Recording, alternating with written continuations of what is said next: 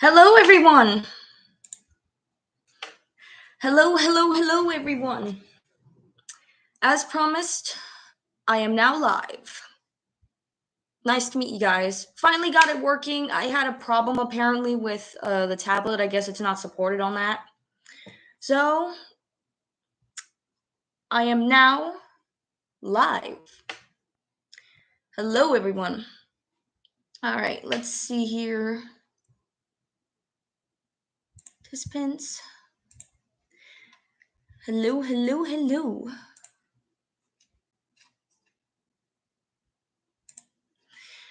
Alrighty.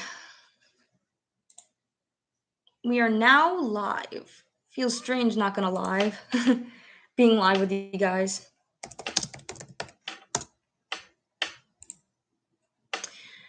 Okay, let's see here.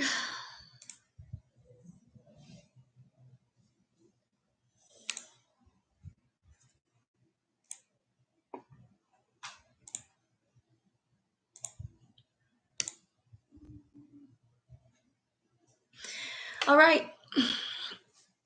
Hello, everyone. Gonna wait for some people to join the live stream. All right. Let's wait for some people to join. So I'm sorry I couldn't live stream yesterday. I'm very nervous. This is my first time live streaming, so a bit nervous. But I'm excited. See how this goes.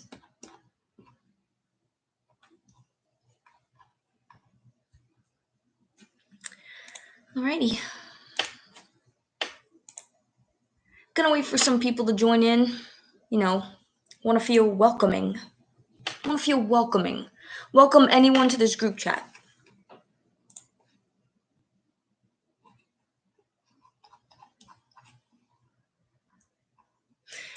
Okay.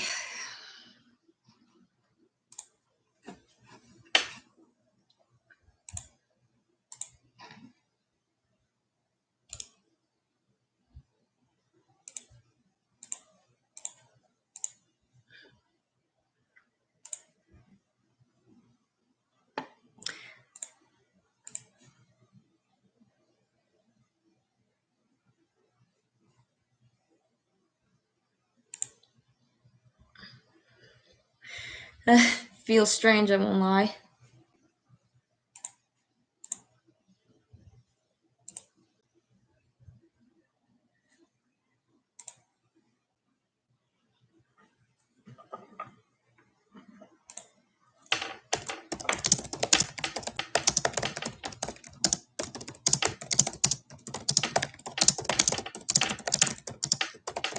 I'm just typing, so.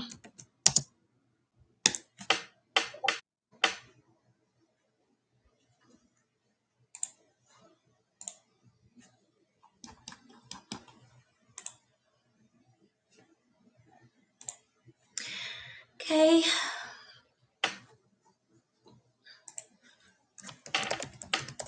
Welcome, everyone. Just please be respectful.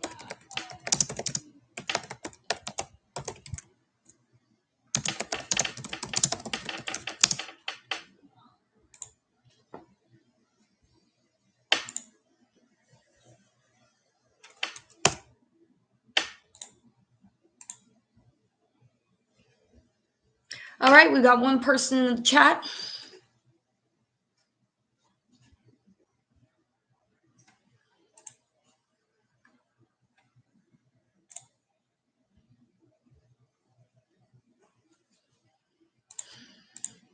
Alrighty. Just gonna take it slow. I apologize if everybody hears me click-clacking in the background. I'm like typing stuff on my laptop, so just me being me.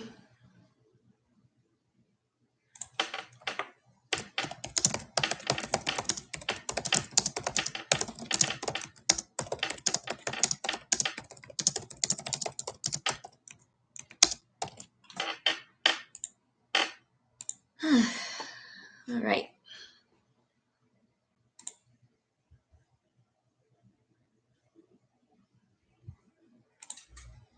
Currently just looking through some apps of mine, just make sure everything is running smoothly.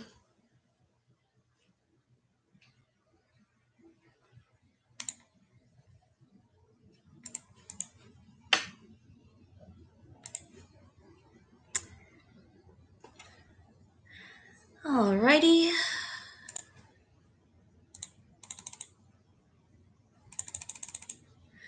Okay.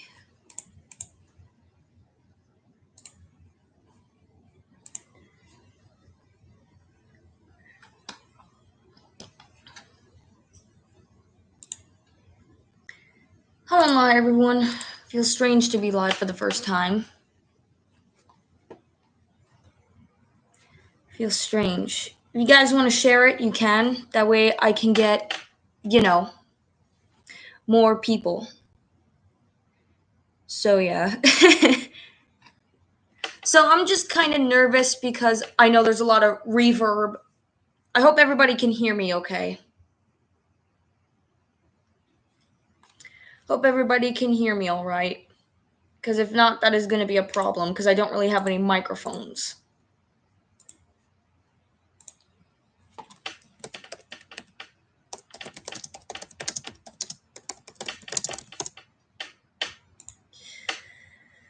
Alrighty, we are good people. We are good to go.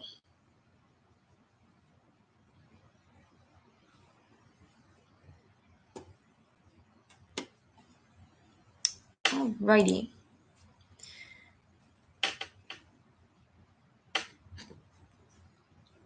Alright, if you guys want to share the live stream, you're more than welcome to. That way, the more people, the merrier.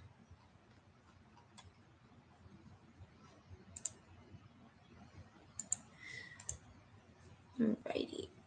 Oops, somebody else just joined. Welcome. Just please be respectful here, everybody. Please be respectful to each other. So this is basically a get to know me, where basically you just ask me questions and I can ask you guys questions. So we'll see.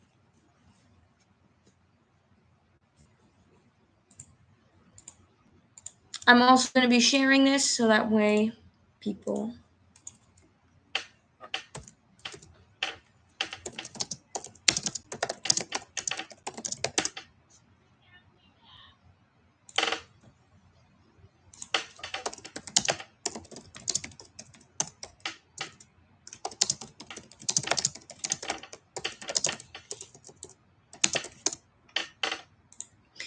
Alrighty.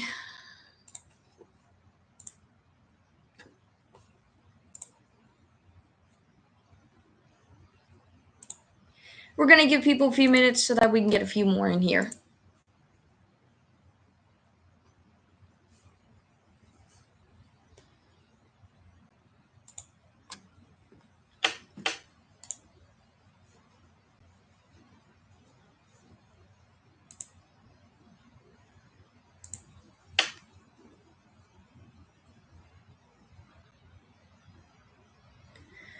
Alrighty. Somebody just joined. Welcome. Just please be respectful to each other. Any logos in mind? Not really at the moment. Just guess I cruise as I go. For people who are just joining, this is basically a get to know me. Basically, you can ask me questions and I can ask you guys questions. So basically, this is just like a little hangout. So just to get to know me a little more. Because all I've ever done is make, cringy gotcha videos. So I kind of just want to expand a little. So just the only rule is just to please be respectful to each other. I'm a little nervous. So this is my first time live streaming. So we'll see how it goes.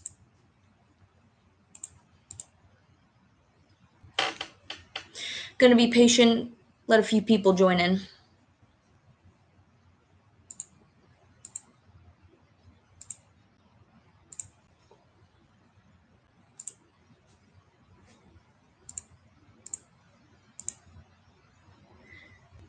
Got a little dark out. So I'm about here. I apologize. Weather is a little off.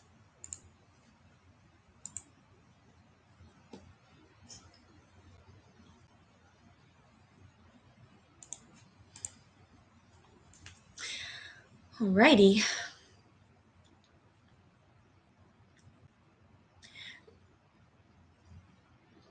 So, person who just joined is a friend of mine.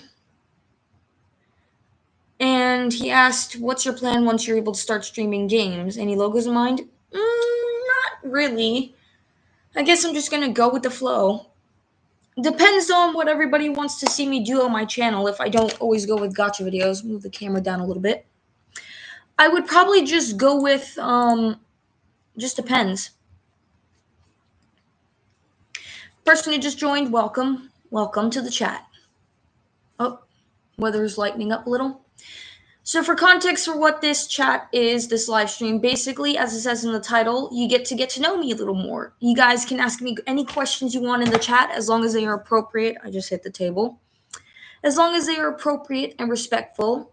And I can ask you guys questions like recommendations on games you would like to see me play, because I know I did have a bit of gaming videos on my channel at one point when I played on mobile on my phone. So it was a very old phone though. So I can definitely take that into consideration. So I'm going to wait for a few more people to join in. And then we'll start the chat. If you guys want to share it and get more people join in, that would be very much appreciated.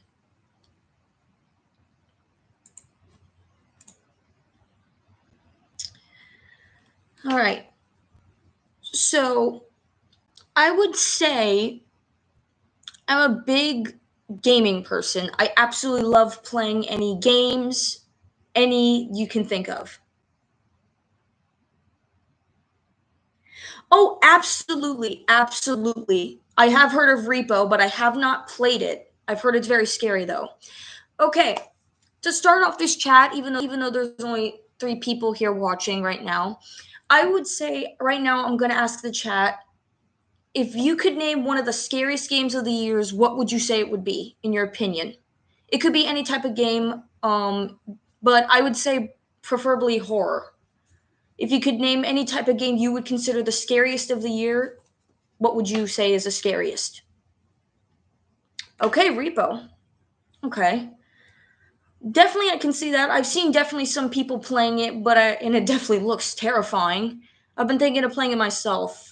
Personally, I'm a big horror fan, so I definitely might lean my channel into that. Besides just just making cringy gotcha videos. So definitely, we've got some good answers already. I would personally say the scariest game for me, I don't know if anybody here in the chat knows it. It's a very old game. Alien Isolation was one of the scariest for me. I had some good adrenaline moments with that game, and it scared the absolute crap out of me. So obviously we can swear in this chat. We're no snowflakes here. We're all adults, so just try not to swear too much. So I definitely will give it a shot. I will give it a shot. Okay. I apologize if there's any background noise.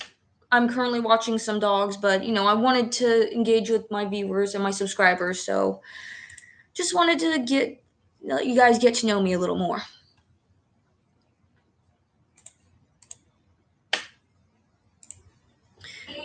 Let's see here.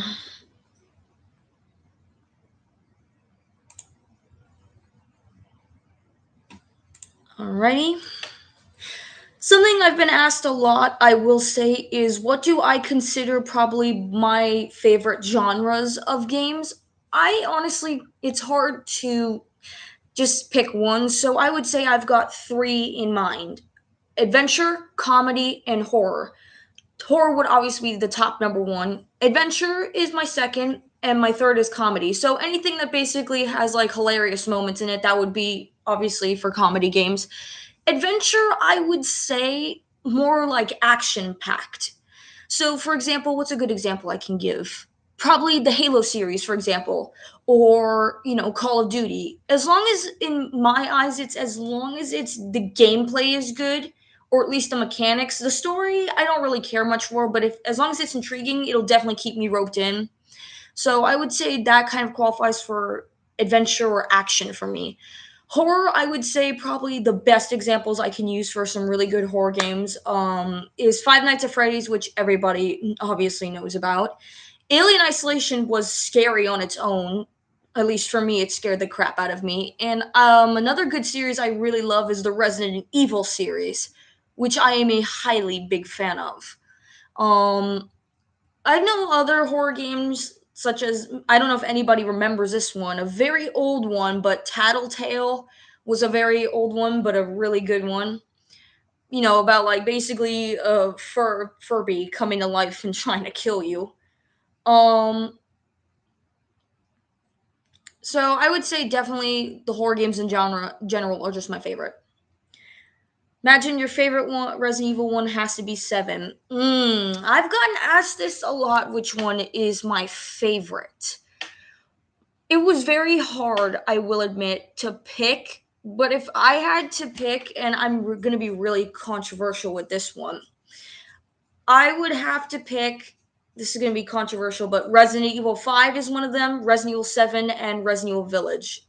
Now, I've heard a lot of controversy about Resident Evil 5, and the main obvious recurring theme that people go back to is that the AI gameplay for the AI partner was shit, basically. I actually didn't have too much of a hard time with it. It's just like sometimes the AI is a little wonky because, you know, if it's I've had funny moments of justice a little bit. There we go. I will admit I had some hard times with the AI at times. Like I would tell my partner to go one way and she would just keep I played as Chris. I know some people can play as Sheva. I played as Chris. So Sheva would just run around in circles or just go up and down the ladder at times. I thought it was hilarious, but some people weren't too agreeable for that. But I think what a lot of gamers have to consider is the time that this game came out. AI was not really that worked out with the time period it was. I believe it came out in 2009. Not 2009, but I think in 2014, 2015, if I remember correctly. My memory's a little fuzzy. But the time that, like, around that time, AI wasn't really that great like it is now. So kind of bit of leniency with that one. So 5 was definitely one of my favorites. I absolutely loved Albert Wesker, one of the greatest villains, and in my personal opinion, I feel they killed him off way too soon, unfortunately. I feel they could have done so much more with him, and I feel like they kind of just killed him off too soon. I absolutely love the villain concept. Don't get me wrong, I think the villains down the line were great, but Resident Evil 5 Albert Wesker was probably the greatest villain in Resident Evil. Now, my least favorite. I think we can all agree with this. Resident Evil 6. It's no surprise, chat, that Resident Evil 6 is not too well liked among the fan base. And there's a lot of reasons why. One of the main ones is not only was it an action game, but as people put it, and I quote as nicely as I can, the story was fucked up all over the place. But I could see what they were trying to go with, like really well thought out stories, but it's just like they had a bunch of ideas and just mashed them all together. And we got a crap storm of an action game. I didn't have too much from what I've seen. I never played it, but like the campaigns were really fun. But Leon's was probably the most horror. Chris's was like the most action packed from what people have said. So I really found the concept though for Jake to be interesting. Felt like an arcade game, which it was okay, but not a Resident Evil game. Yeah, so a lot of people had that similar thing that like they were trying at a Resident Evil game, but it's like they just like horribly debauched the idea. Like they just did not know what they were doing. And a lot of the issues people said also was like the reoccurring bosses. For example, Jake's campaign, that big dude that always comes after you, they felt like that was just constantly reoccurring and it was annoying. The one with Leon, Dr. Simmons, that one was reoccurring and really mad annoying. So I can see why a lot of people were fed up with it. And I can completely understand why people said like Resident Evil 6 was a shit show. So I will personally rate that one like maybe a 6.5 out of 10, but I feel like I'm being a little too generous. The one thing I really did like though was the direction they took with Jake's campaign.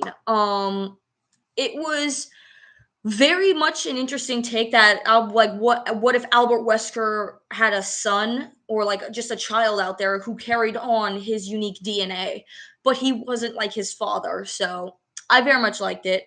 I did manage to watch a little bit of Chris's gameplay, so I actually personally liked it. I just did not like how Chris was just a complete asshole most of the time, but it is what it is.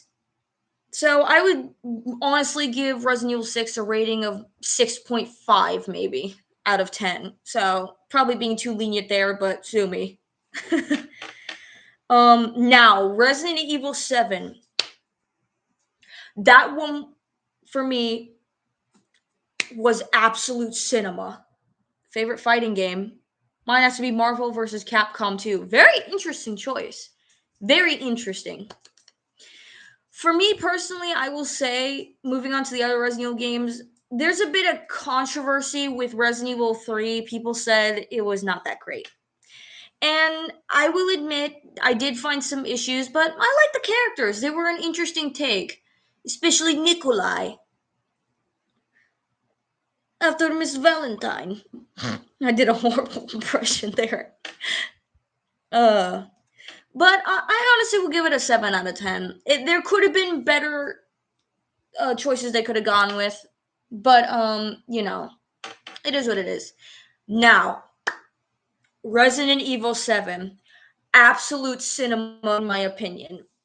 So I would say with Resident Evil 7, I feel like when they came out with this, they knew exactly what they were doing to bring back the horror aspect of what the original series was going for.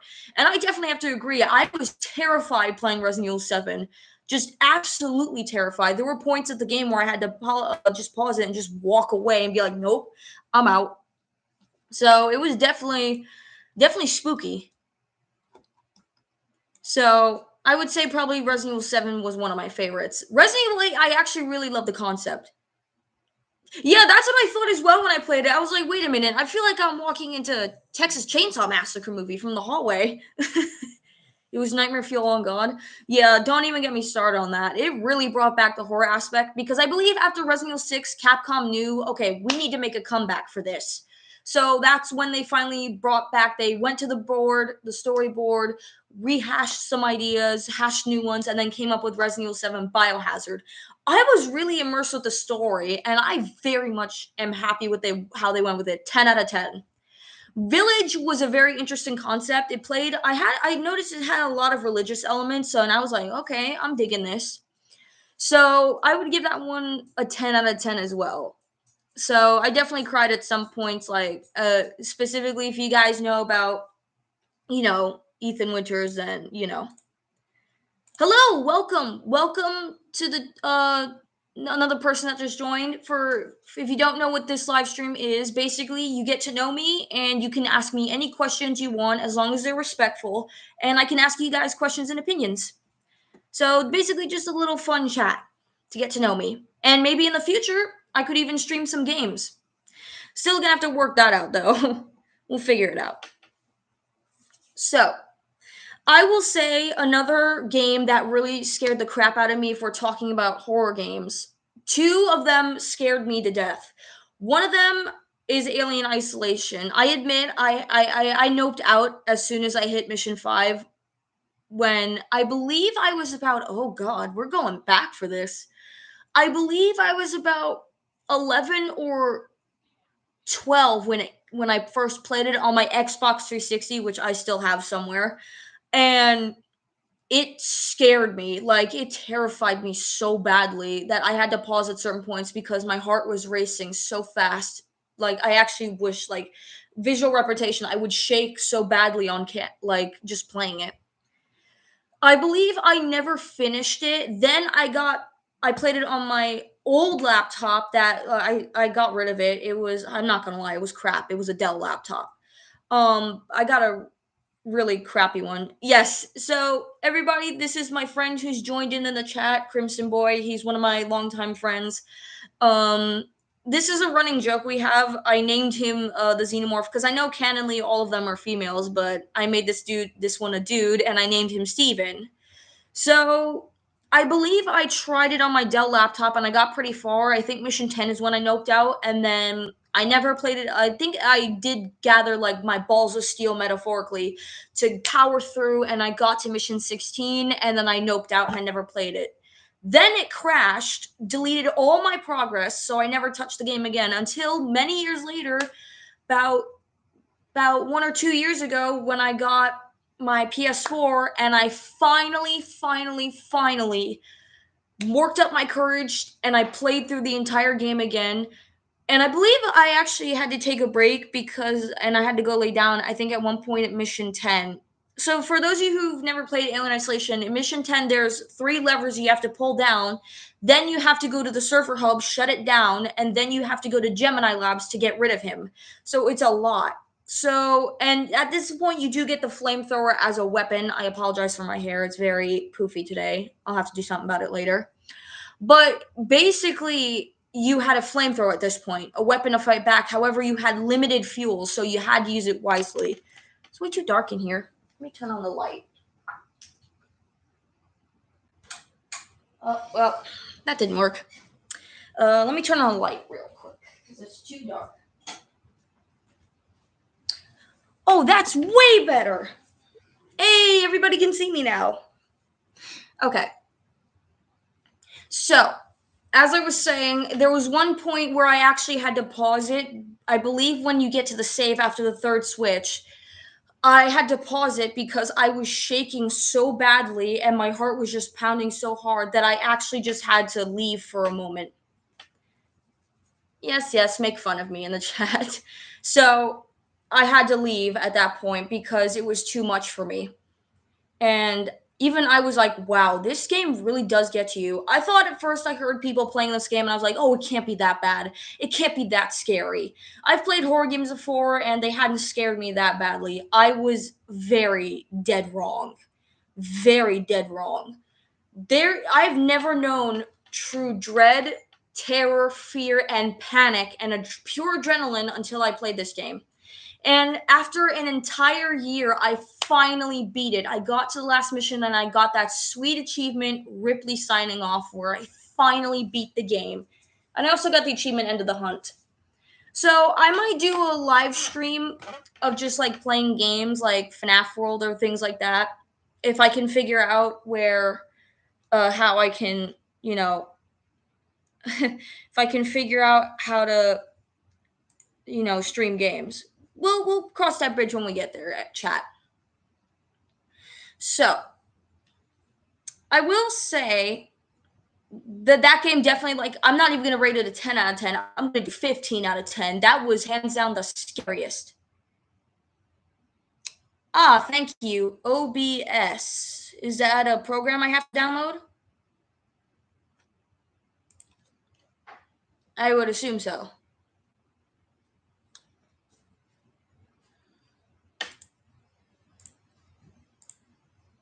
Oh, hi, Puss. One of my aunt's cats just dropped down. He's a big boy. Hi, bud. So I would assume OBS is just, Sebastian. My dog is coming here, so hold on. Bashy! Not you, Puss. Okay, thank you. I'll look into it definitely.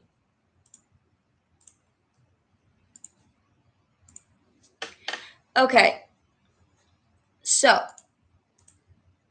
I will say, I will add another game I played. Hold on. My dog is being a nuisance. Come here, bud. Come here. Up. Come on. Well, he doesn't want to, which is fine. As long as he's not bothering the other doggies, which is fine. So, I will say, oh, hi, Sebastian.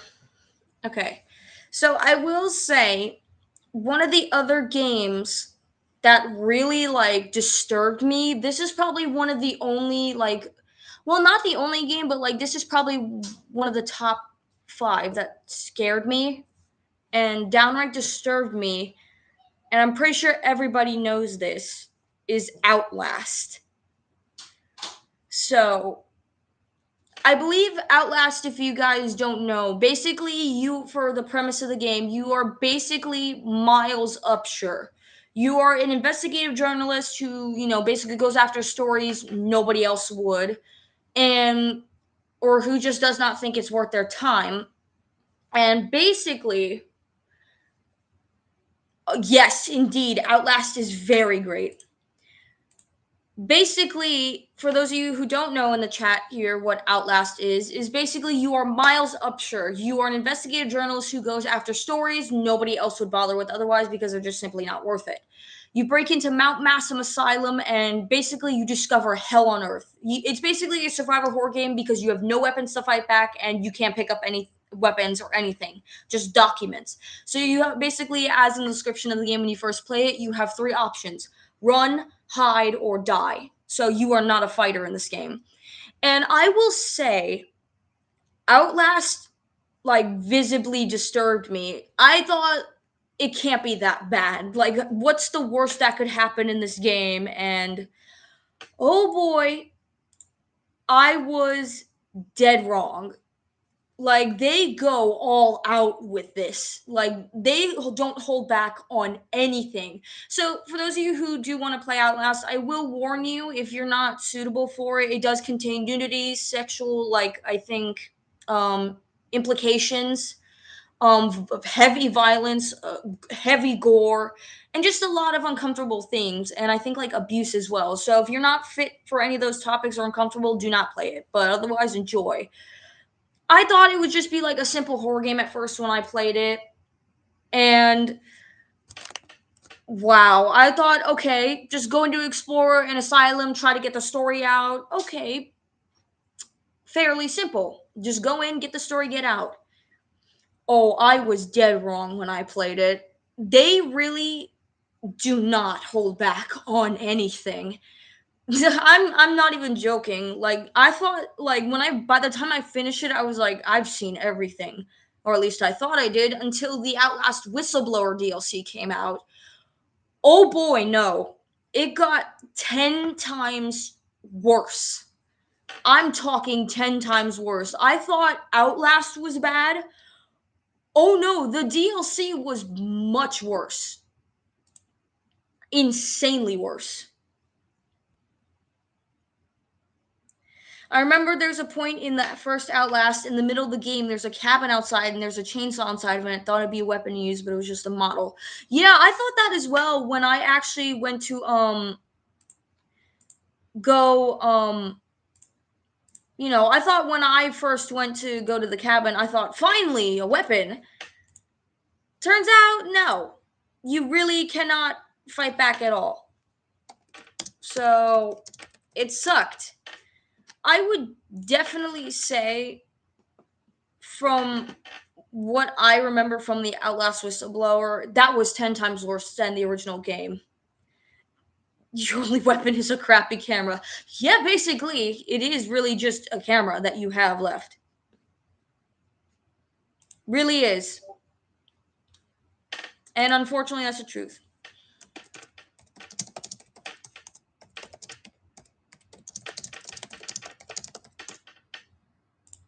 Which kind of sucks. But I really do like the horror aspect. I really do. I would definitely say they ramped the shit up with Outlast Whistleblower. I think probably the scariest two moments for me was one, the really disgusting moment was, if anybody knows what I'm talking about, there's a moment where you go down in the basement to shut off the power and there's a guy next to you, and when I looked on instinct because I heard him, I looked away and I was like, whoa, get a room, buddy. So if you know what I'm talking about, then you know what I'm talking about. And I was like, Jesus Christ, they're not holding back. I think if somebody had to ask me what would be the most disturbing villain in the Outlast series, I would say Eddie Gluskin. Yes, okay, his backstory is tragic, but he could have gotten help at any point, and instead he spiraled. So, and while he claimed the Wall Rider or the Asylum made him better. It did not. It did not. So, and basically when Mount Massive went to shit, all hell broke loose. So, it sucks. So, I will say the top disturbing moment, the surgeon was crazy. Oh yeah, Dr. Treister, I think his name was. I forget what his name was, but he was crazy with his scissors.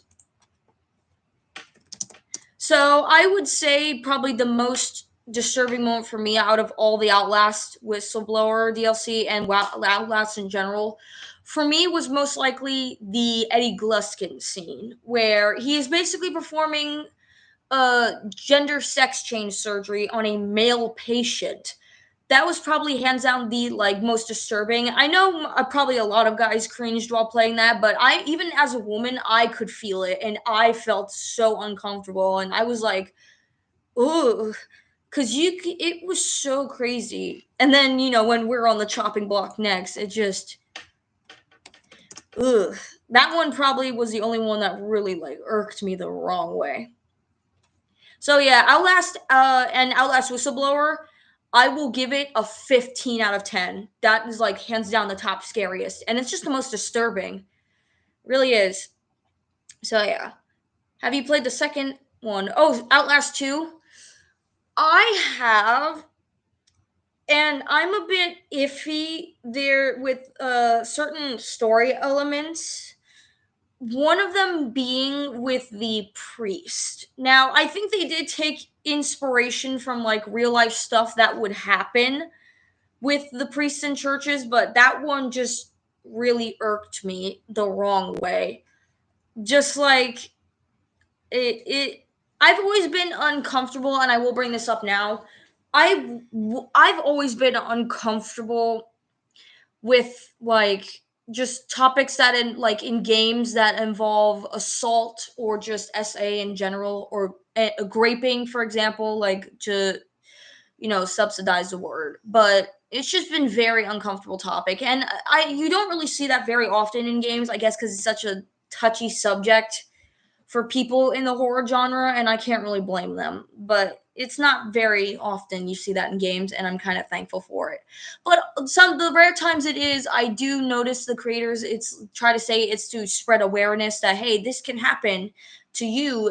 This can happen to anybody, so try to spread awareness. So, and I commend them for that. I commend them for that. To have the balls to go where no other gaming creator will go. So, I would say probably the Outlast series in general a 15 out of 10 or a 25 out of 10 because it's so scary. And not to mention very disturbing. I believe I know a lot of people were confused on Miles Upshur, and I believe it was confirmed. Someone can correct me if I'm wrong in the chat, but it was confirmed in the comics that they did go after him. Murkoff Corporation did go after him, at the end of the Outlast Whistleblower when he uploaded it. They did go after him, but luckily I believe they set fire to his house, but his wife, and his two sons escaped, and now they're in hiding somewhere. So he was one of the only ones who actually did survive. So it's crazy. Honestly, I would give the Outlast series, just in general, 25 out of 10. That's how scary and disturbing it is, and I commend them for that. I really do.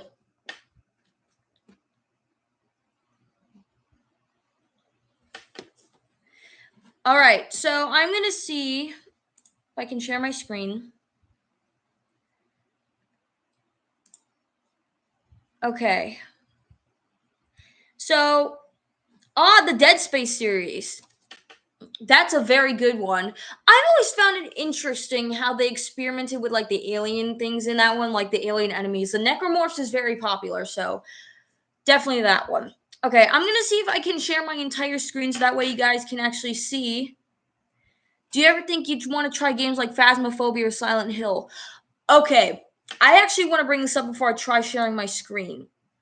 So, Silent Hill has always been an interesting concept to me. Like the concept of like like having a traumatic event happen, you forcing yourself to forget, and then you go to Silent Hill to try to over remember it and overcome what happened.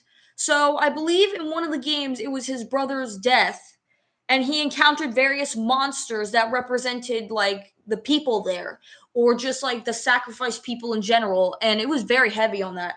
And I believe he overcame it by you basically overcome Silent Hill by finally remembering. And what scared me always was that siren that would go off. So basically, it would go off and it would transport you to this more fucked up version of the world, more decaying, more rotted, more withered.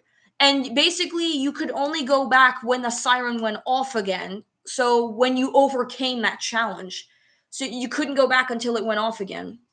So I thought it was always a really interesting concept of like trauma and just grief. Very interesting concept. I give it a 9 out of 10. Okay, so I'm going to try to share my entire screen with you guys to try to live stream this.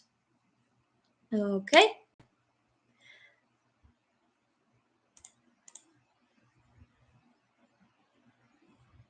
Alrighty, so as you guys can see here, I've got some really cool games. This one was always one of my favorites. We're going to be playing some FNAF World. So, whoa, okay.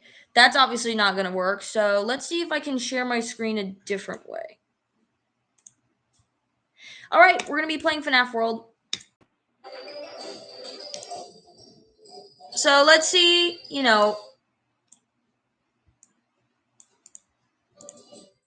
So, I've always had an interesting concept with FNAF World.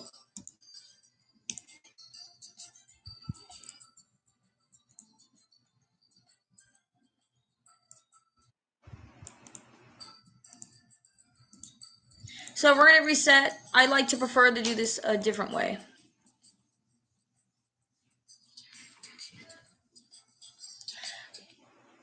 So there should be a way for me to overlap. I think, yep. I can't really find a way, everyone, to overlap the chat. So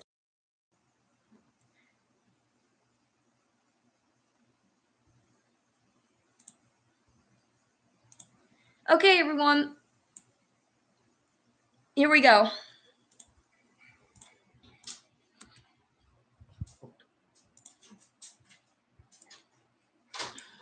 So everyone, please enjoy while I play. Okay, we're going to do my party.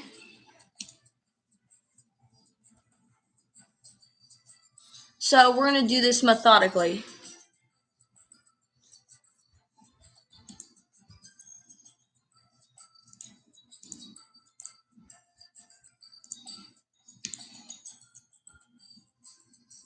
One, two.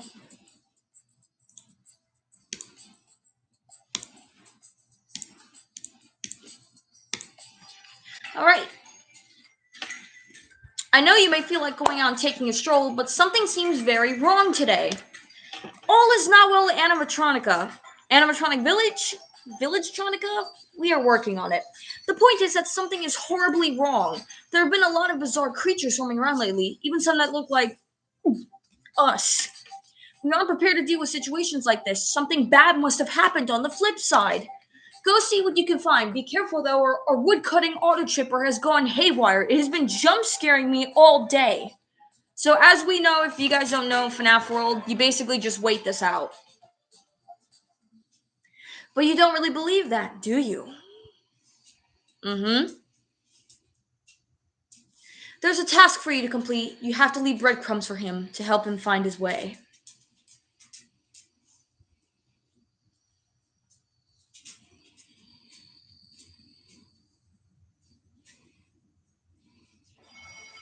This has always been one of my favorite games. I will say it is quite sad, though, that,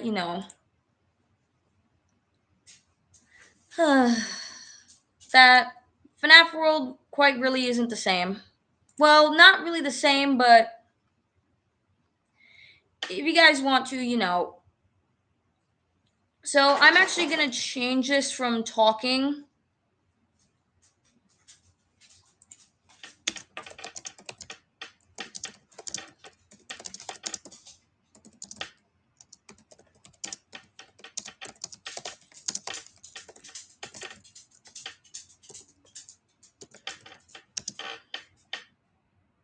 So I'm going to change this real quick to gaming. So just like, I would say just like entertainment.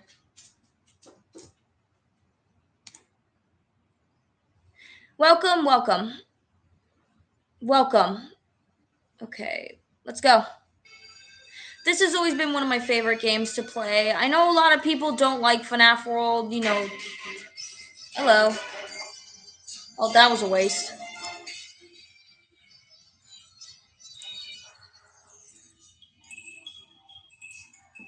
Yeah, so some of them are kind of weak here.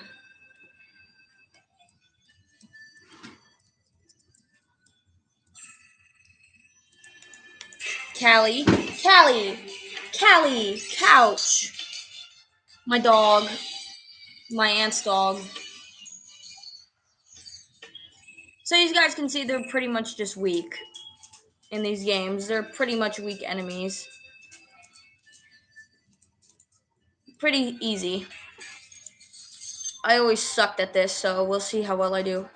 First try? Aww. Oh, it wasn't meant to last. Yeah, the kids tore her apart. That's not what I wanted, but okay.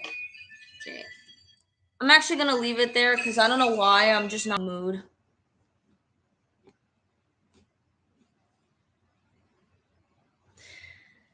All right. Change this back to just people and blogs.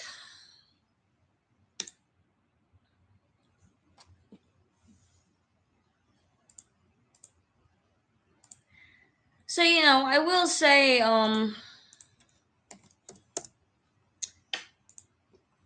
you guys just got a glimpse at one of my favorite games. I will say.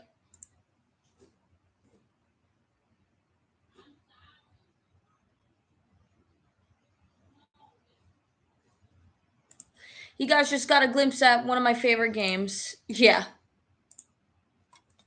Fishing mini game was always a pain in the ass, basically.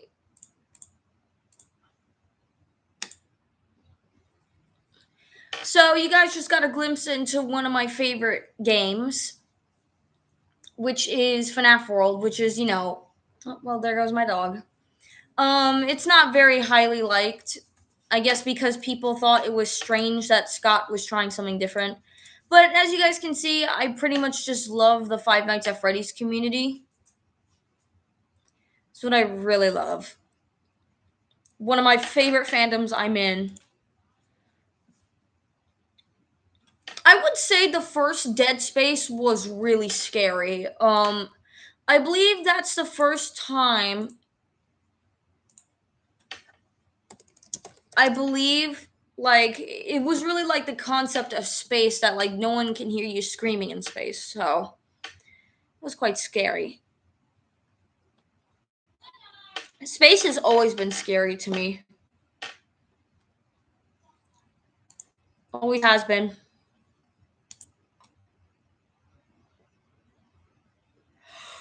Oh, I apologize.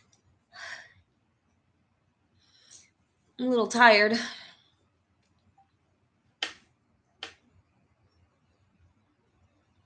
I kind of woke up a little early. Okay. Kind of a slow start. It's fine.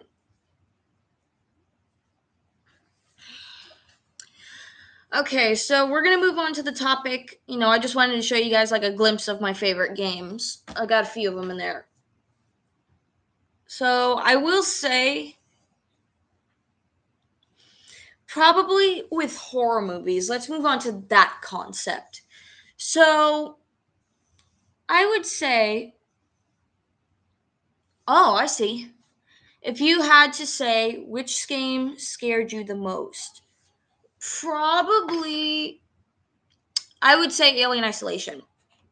Definitely Alien Isolation. That gave me the most, like, metaphorical heart attacks.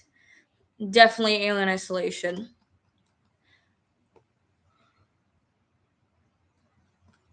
Definitely Alien Isolation.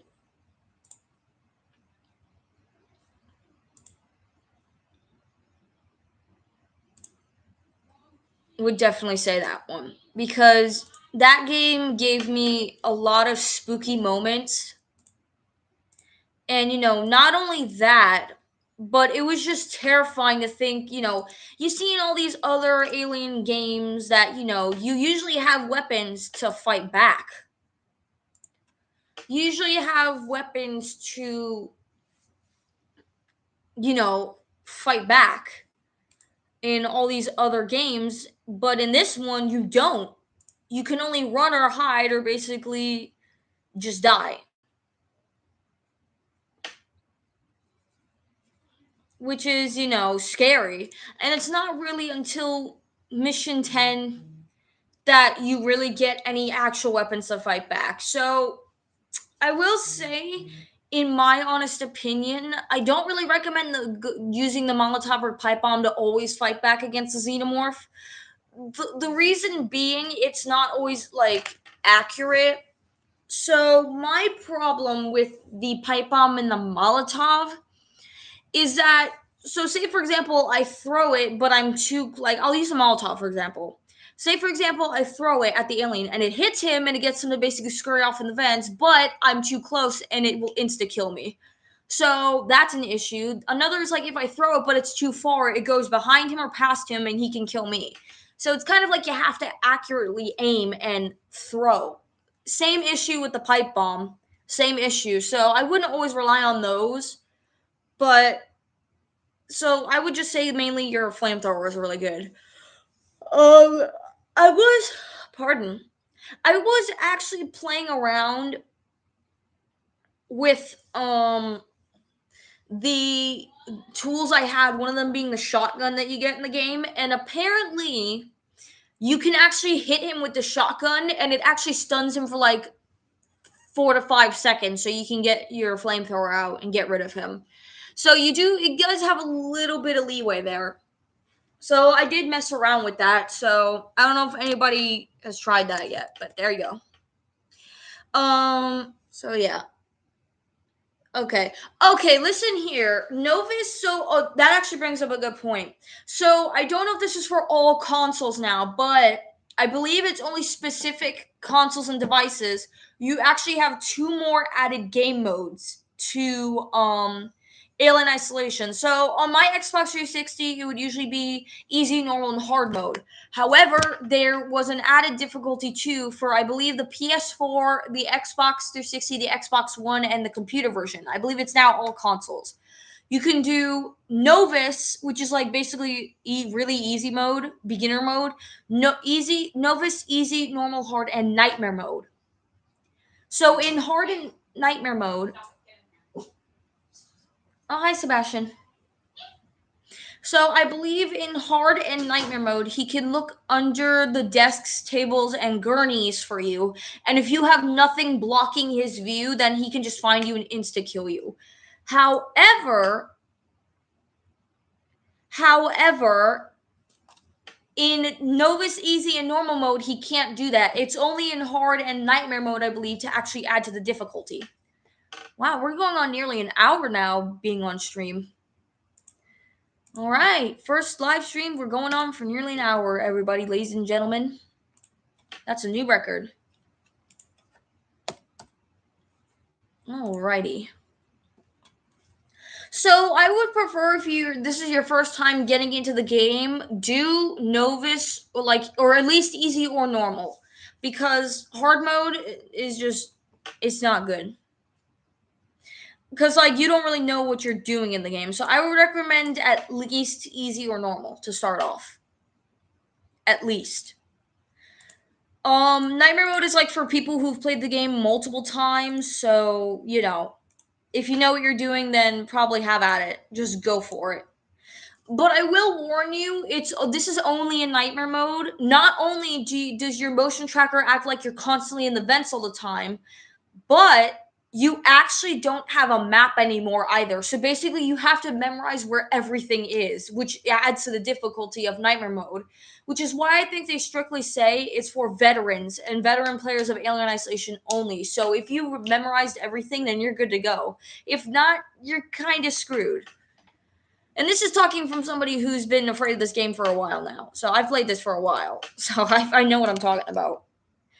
Oh man. And I believe recently there was actually a sequel that was announced. So I'm very, very happy. I doubt it's going to be a while before we hear anything though. But I'm very happy because I absolutely love the game.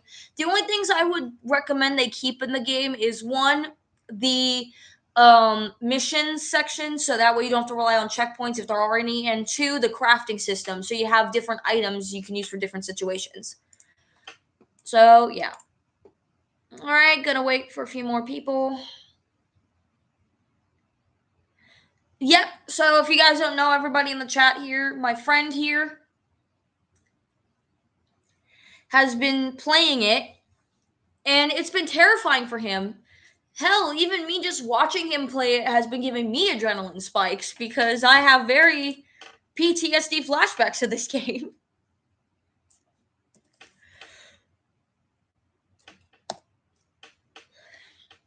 So yeah, this game, trust me everybody, I know what I'm getting into. If you guys want to go into this game, go in, but just be careful.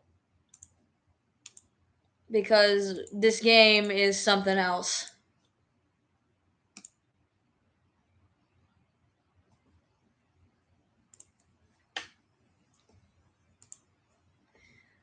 So yeah.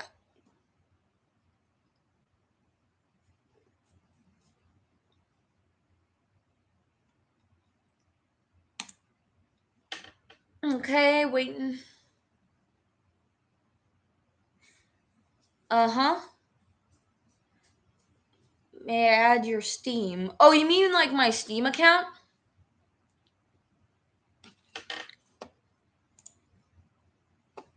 I'm assuming that's what you're talking about. Adding my Steam account.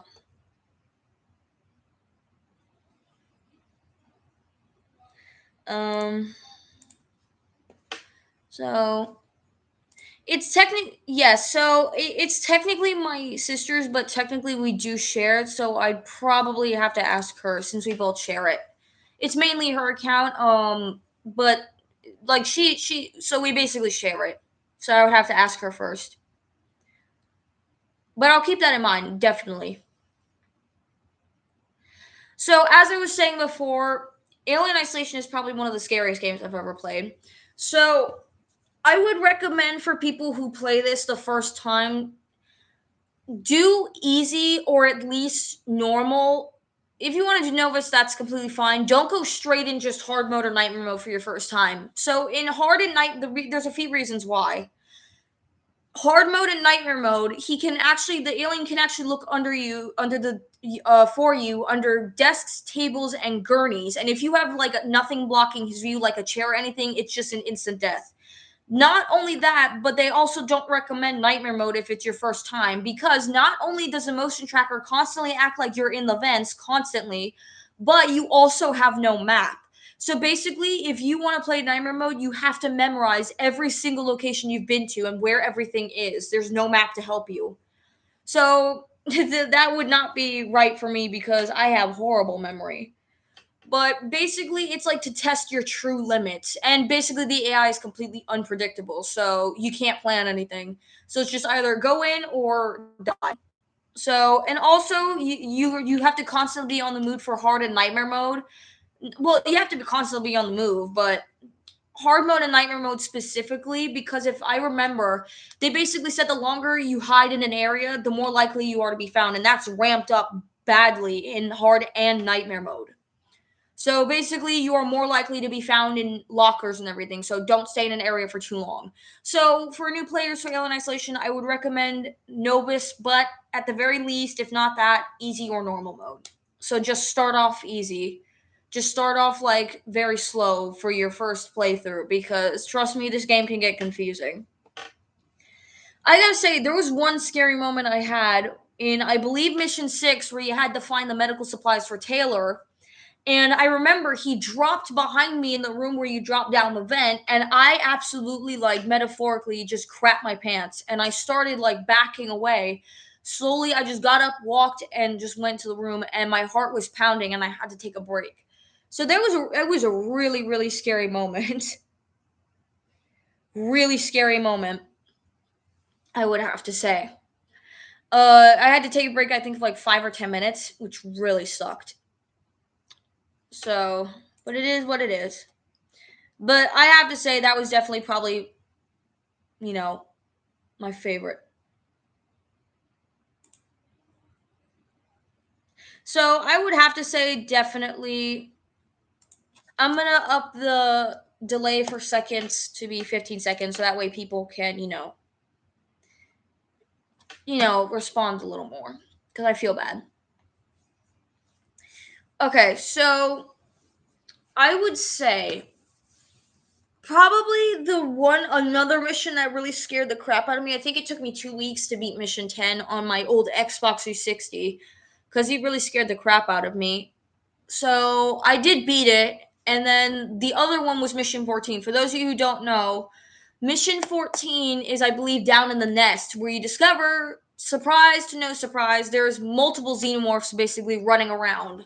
It's not just the one that was hunting us when we first got here, it's multiple. So that explains basically why all those people whose ID tags we were collecting, they were going missing. People were getting abducted left and right. They were basically breeding for new xenomorphs with the face huggers. So basically, what you do is you power up the alpha core, the beta core, and then you go out and you destroy the nest, basically. But there's actually a moment I want to warn everyone about if you do play Alien Isolation, is specifically Mission 14. It's when you go for the beta core. There will be a moment in the hallway to the beta core where there will be a face hugger at you coming at you on the ground, and you get rid of it. As soon as you get closer to the safe station, turn around quickly, like flame the one in front of you quickly. The xenomorph will drop down in front of you. Get rid of him, and then get ready to turn around because there will be another one coming at you from behind. At least for me. And flame that one quickly if it does happen to you. Then flame that one quickly, save, and then hide and wait for them to basically fuck off. Basically to screw off. So, you know, basically, and it's pretty much easy after that. Once you get back out, you have to flame a xenomorph to get him off your tail when you go back to the elevator, and then you just overload the alpha core and the beta core, and then you destroy the nest, and then go to the transit, and then you complete mission 15. Not 15, 14, and then that's the start of mission 15. So pretty much from there, it's pretty easy on, and I think at the end of mission 15, basically, or the start of it, you actually do get the excuse me, the third and final upgrade for your access tuner, which is what you need. So I believe there's not an achievement for the logs. There should be, I believe, but there's also one for the missing. It's called the missing. Collect 50 or collect all the ID tags. So some of them are in hidden locations. So if you can't really get all of them, I definitely recommend looking up a walkthrough. It helps me tremendously. So yeah. Want to take a break from talking about gaming for a moment. Just some daily life news. We're looking for a house still, but we found a couple of really good ones we like. This is also my high school ring. Never take it off. Except for the shower when I'm in the shower, because I actually don't want to lose it down the drain. I would be very sad if I did. So, if you guys don't know, it is actually my birthday month. You know, take a break for a bit from gaming. It is my birthday month, everyone. I am basically turning 22 August 22nd. So that's in like 10 days, which is absolutely, crazy. Absolutely wild. I mean, life goes on. So I'm very excited. Very, very excited. So, I'm a little nervous, but it is what it is.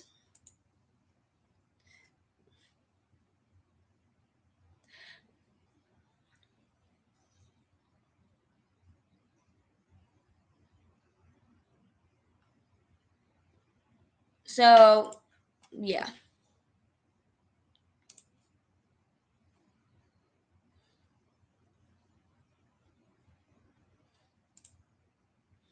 So, I will say as well, um,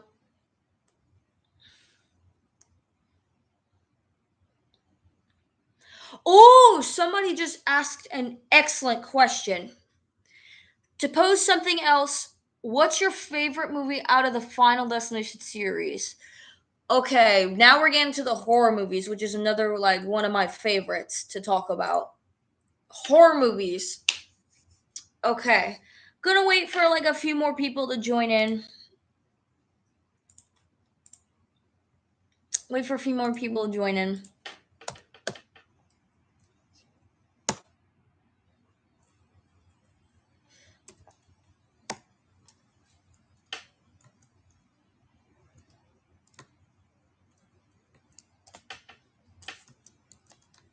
So we're gonna wait for a few people to join in before I answer this question.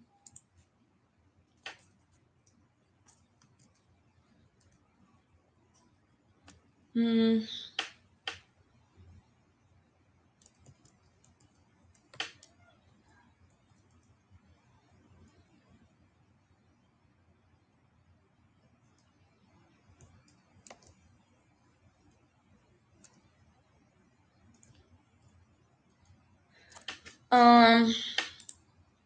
Okay.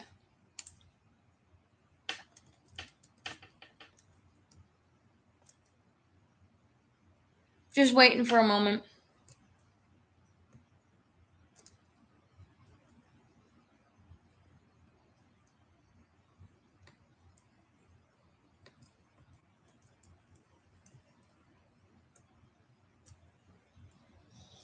So we'll see in a moment.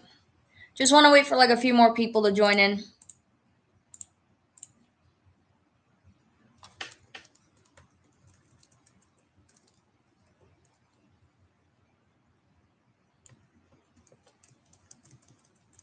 Oh, hi, Sebastian. I just bit my tongue. Oh shit! Ow, that sucked.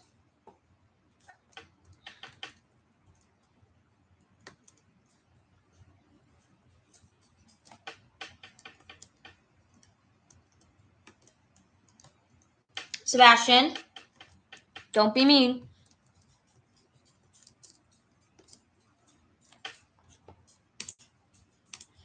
Okay, that was a fun moment. I bit my tongue. Sebastian, be a good boy. No, no, no. No. Okay. Hold on one moment, everyone. I need to get my. Oh, nope, never mind. He came over here. Come on. Come here. Come here. Okay. Come on. Okay.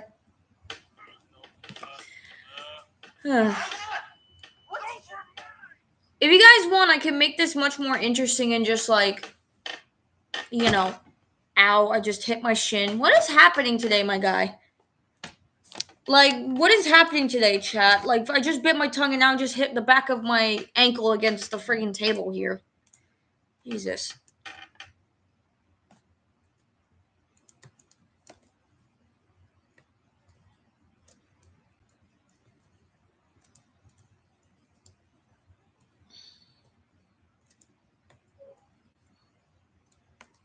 Sebastian, you better not be causing trouble. Hold on, everyone. I said no. Come on. You can't cause trouble, Bubba. Come on. All right. So, I apologize about that. My dog is causing a bit of trouble.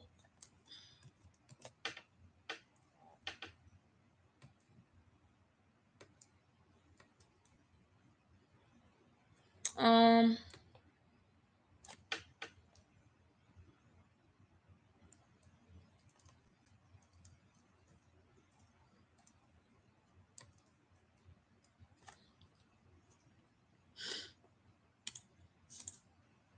So just waiting for a few more people. Sebastian, no, lay down. Lay down. Lay down. Good boy. Okay. So if you guys want, if this is getting too boring, I could just simply just talk. Like, I can just simply just put on some games. Turn this from... But I am having fun just talking to you guys.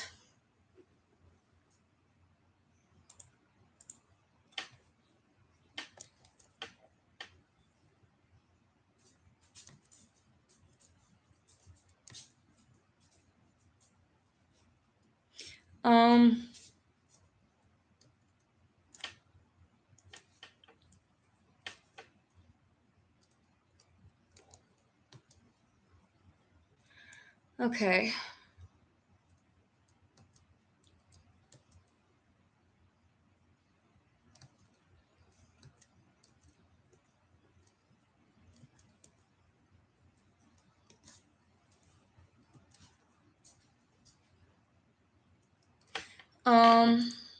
No.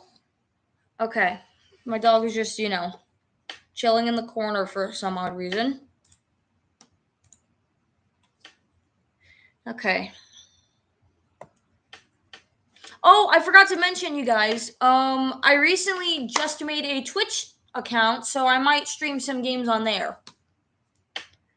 I also play Roblox, so if you guys ever want to add me as friends on Roblox, same name as my YouTube username. So, it's just changed around a little, but it's still like, it still has the awesome in there, so you'll know it's me.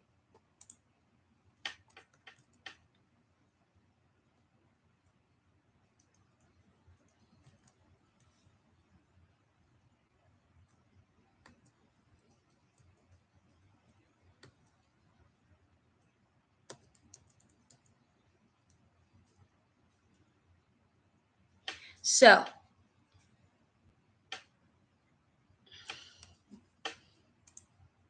all right.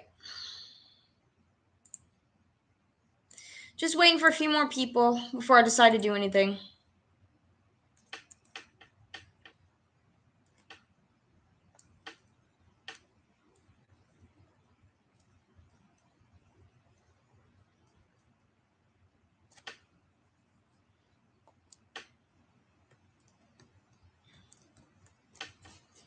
All right.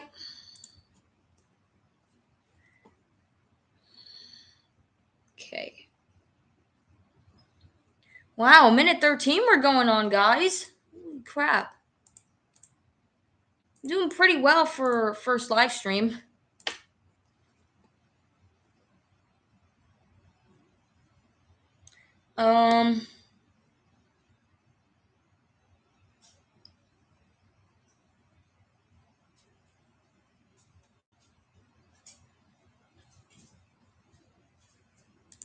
I hear my dog just like digging. All right, so if you guys want, if it's too boring, I can definitely turn this into like maybe a gaming live stream. If it gets too boring, I'm always open to suggestions. Hello, welcome to the live stream. Basically getting to know me, and you guys can ask me questions, and I can ask you guys questions and advice on gaming and more things like that. And at one point, if we want, I could turn this into a gaming stream. So feel free, just please be respectful. Ever thought about finishing Amnesia? I have, actually. I never got to finish it, I think, which is very sad. Because I actually very much liked Amnesia. As for your previous question, what's your favorite out of the Final Destination series? Honestly, they all scared the crap out of me. Final Destination is scary. Just the concept of just not being able to outrun death is just scary, and that he might come back for you in different ways. So basically, I play any adventure, comedy, or horror games. Horror is my top one. Well, some of the best ones I've played is Five Nights at Freddy's, which is common, Alien Isolation, which is scary, Outlast, which is disturbing, and pretty much Resident Evil and more. So I always take suggestions. And the first question I ever asked the chat was, if you could rank the number one scariest game of this year or any year, what would it be? And should I play it? It just depends, though. I've beat the Resident Evil 2 remake. I never played the originals. I wasn't really around for the time they came out, and I don't even know if they're playable anymore. So, I definitely played Resident Evil 2, the remake. I absolutely loved it. I played Resident Evil 5. I tried to play the original Resident Evil 4. I had issues because of the way the first, like, third person is centered. I had issues with that. So I just never got past the village, which is quite sad. Resident Evil 5 I actually like, despite the controversy about the AI partnership. And I would say Resident Evil 5, 7, and 8 are my top favorites. Um, I have no idea what Atlanta Braves is. Is it a horror game? Because it sounds interesting. Is it a type of horror game? Should add some music. Is there a way I can overlay? Ah, baseball.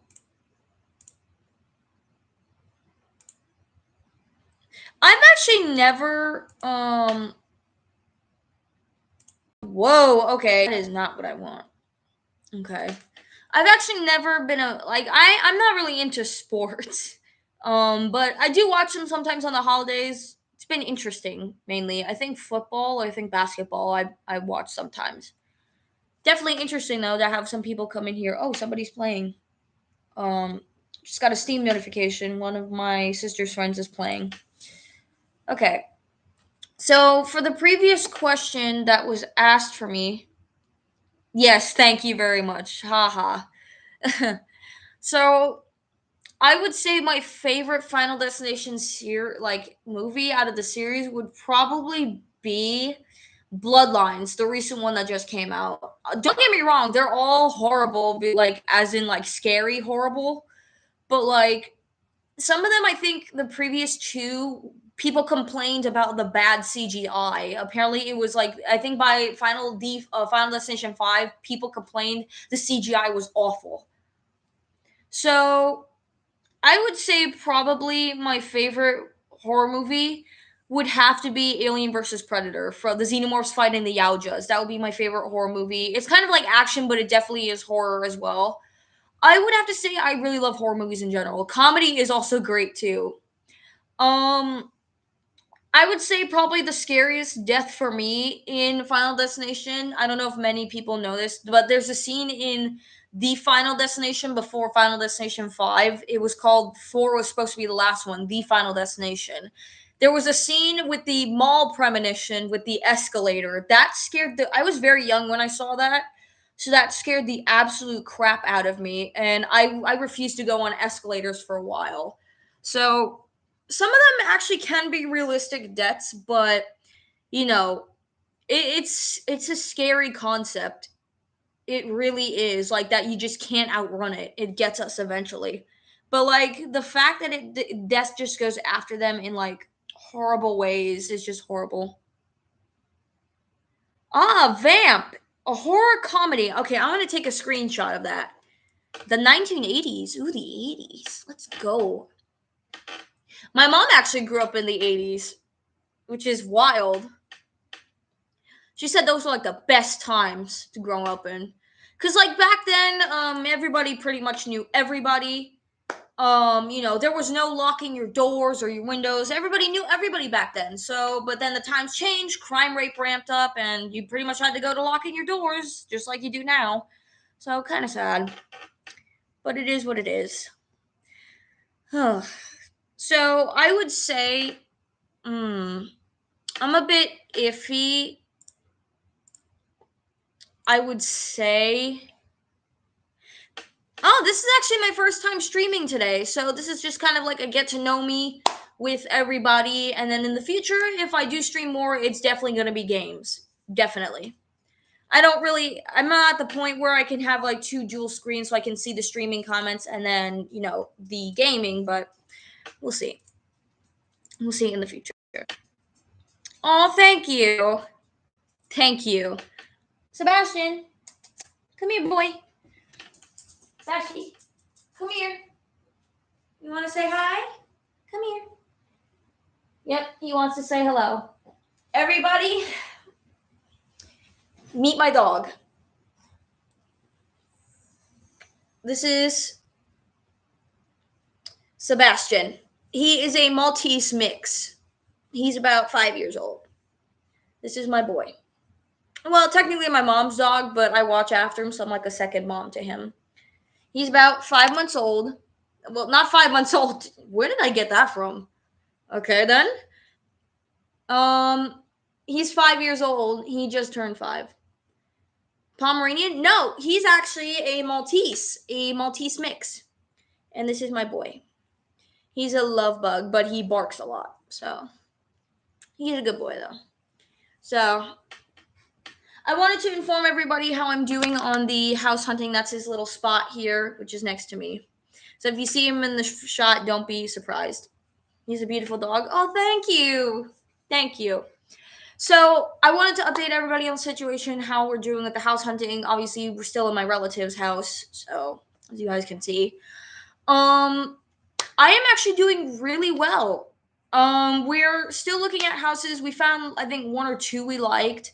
So, definitely we're starting to find the houses that we have that have what we want. So, only thing we haven't found so far is one with a basement, but that's fine. That's optional.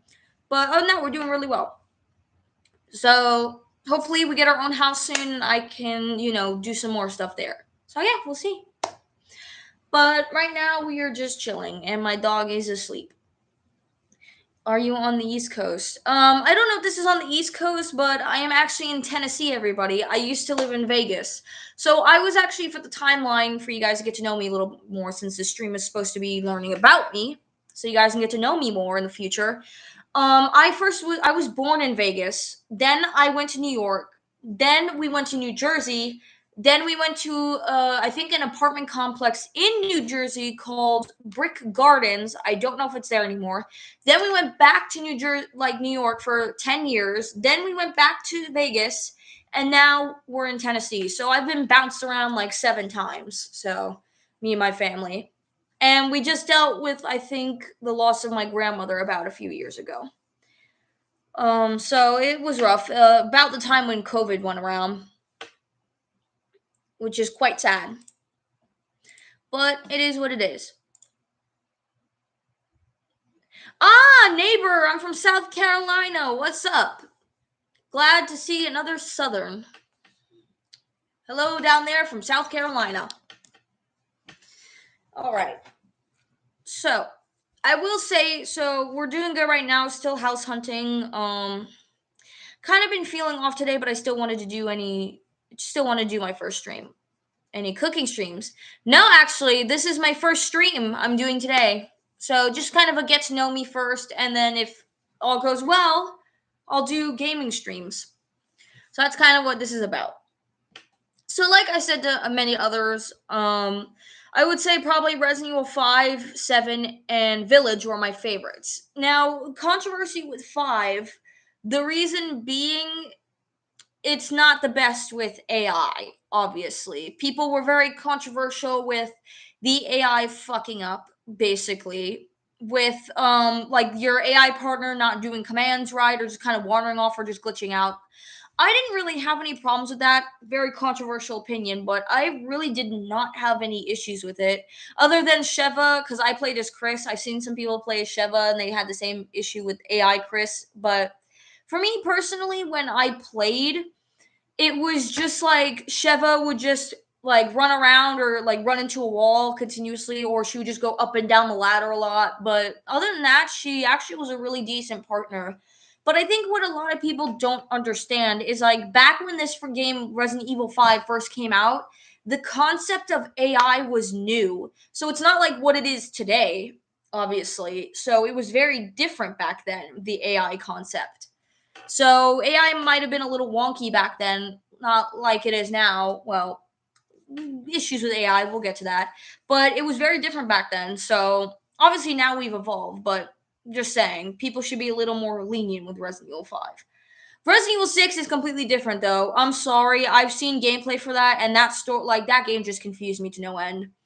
So basically there's 4 campaigns, and I would say probably Leon and like Jake's were probably the most enjoyable. Leon's was cool, like it was leaned into the horror aspect, but it was confusing. I could see what they were going with, don't get me wrong, but it just didn't stick. And it felt like a lot of people said more of an action game rather than an actual Resident Evil game, which I can definitely see where they're coming from. There we go. So, it is what it is. I would definitely say, because I went off topic with gaming, I want to get back to the movie aspect. Madison. I've heard of that horror game, Madison, and I've heard it is very good. I've seen, I think, the famous YouTuber 8-Bit Ryan play it, and I believe he said it was a really scary game. I believe it leans into like sacrifice and ritualistic stuff. So basically, very much into the occult, so kind of theme. Reminds me kind of Outlast that played on the religious theme where there was the priest, there was, I believe, everybody worshiping, or some of them worshiping the wall rider. I believe Outlast 2 they were talking about God and everything, so they were just like horribly messed up from the morphogenic engine. So I really liked it. I just didn't like some of the topics that were talked about in Outlast 2. That was my only complaint. So kind of relatable, but not really. Stretching.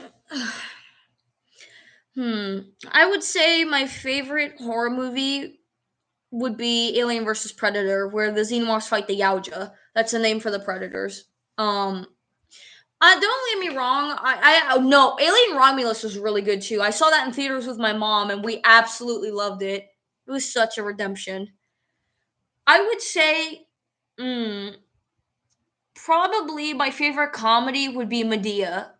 That is the series is so funny. It's just so funny. And if I find it even more funny that like a guy plays Medea, it's just hilarious and he knows his comedic sense of humor. You like killer clown movies? Oh my god, yes. So one of my favorites was the It movie series. I never watched the original, the original. I watched the It remake, and that scared me. Just the concept. I would say probably like a game that I do like that is not really horror is probably one of the Sonic games. Obviously, if somebody asks who my favorite character is, I'm gonna say Shadow. Shadow and Cream the rabbit. I feel like Cream is so underrated. Like she doesn't get used a lot, and I feel really sad about that. She deserves her spotlight. Um, I am thinking about maybe playing Sonic games. I have just gotten into them. Half Baked. Interesting. Very interesting. So I'm assuming that's another comedy. I'm definitely gonna look it up. Let's see here. Let's see. So I can't remember if somebody asked me this, but if I had to say my favorite action movie or adventure, and I just got into this recently, John Wick. Like, oh my god, I went into that movie thinking, okay, what's so good about a so-called assassin? Holy crap, he kicks ass. Like, he really goes at it. Like, and I believe it was such a cool concept. Like, they call him Baba Yaga, so the boogeyman. So if you're on his list, it's over for you. Like, there's no escaping him, which is such a cool concept. And obviously, it's played by the wonderful Keanu Reeves. And if some of you don't know, he played Shadow in Sonic 3, which I absolutely love. I absolutely love it.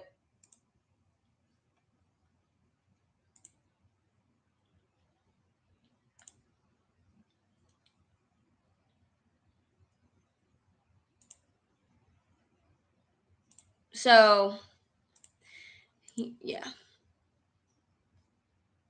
So, okay, I'm assuming Half Baked is like a comedy movie that you can watch. That's what I'm assuming. Like, that's what I'm assuming. It's like a comedy movie.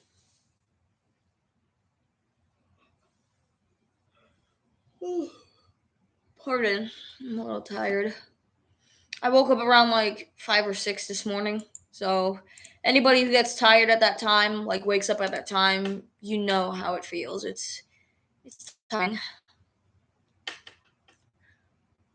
Um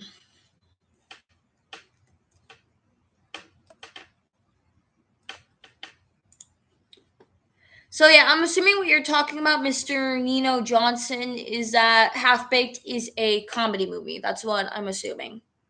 I don't want to assume anything and get it wrong, so I'm just guessing.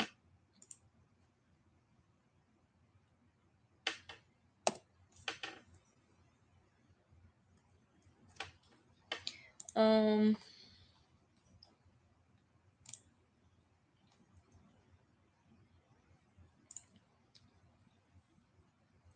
Okay, so here's what I'm gonna do, everyone. We're gonna go for I think like a little bit longer, and then I might do another live stream tomorrow. I know everybody's worried about I'm shaking my leg. That's why like my looks like my arm is shaking. I'm bouncing my leg up and down. That's a habit I have. Old habit. We're gonna go for a little longer, and then later today I might do just like a live stream of me just you know playing a game later on around like 2. So I might go for a little longer. Just check on the trailer on Half Baked and Vamp. I will. I will. So I will give. I will. There you go. I see. So Vamp is a horror movie comedy. Is a horror movie. Is horror vampire movie / comedy. I see. I see.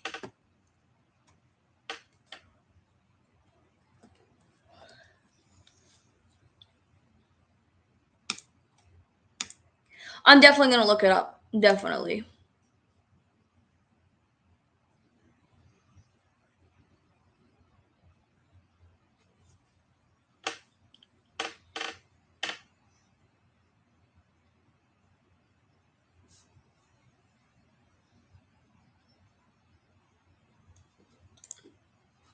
So movie live stream reaction. That'd be funny. I don't know if YouTube would allow it because of copyright. So I'll have to see what I can do. Because I think for now it would just be, strictly just gaming. So unfortunately, I think YouTube will poo poo on me if I try to live stream a whole movie. So due to copyright, which is, of course, within their right. So and I don't want YouTube to poo poo on my account. So we'll have to find an alternative solution to that. I think for now it'll just be strictly gaming.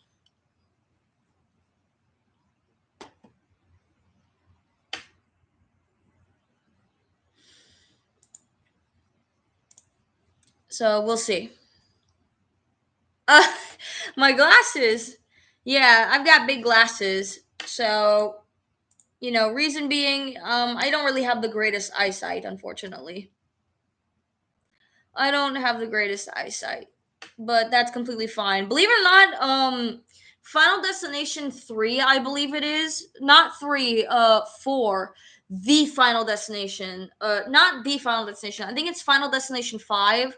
That actually made me really paranoid to ever get LASIK because if you guys, I'm actually very queasy when it comes to any injuries involving the neck or the eyes because the cornea in the middle is the very sensitive part of your eye. If you get any injuries there, you're going to absolutely feel it and it's going to be awful. So I'm very iffy with anything to do with the neck or throat or eyes. So that one really screwed me up for a while because it's weird. It's like Inception. Whatever injuries I see happen, I can feel that on that body part of mine. So when Olivia got the friggin' LASIK laser on her eyes, I like covered my eyes and I looked away because I felt it and I was like, nope, no LASIK for me ever. I mean, obviously, I know it's a really safe surgery, and obviously, like unlike the movie, nobody actually leaves the room. Like you're not allowed to. You lawfully are supposed to stay in the room with the patient, but it was just like such a scary concept. So It's just scary in general to think about. I always found that concept too of like the Final Destination to be interesting. Like, I've actually questioned like where the timeline was for Final Destination Bloodlines. It was always interesting.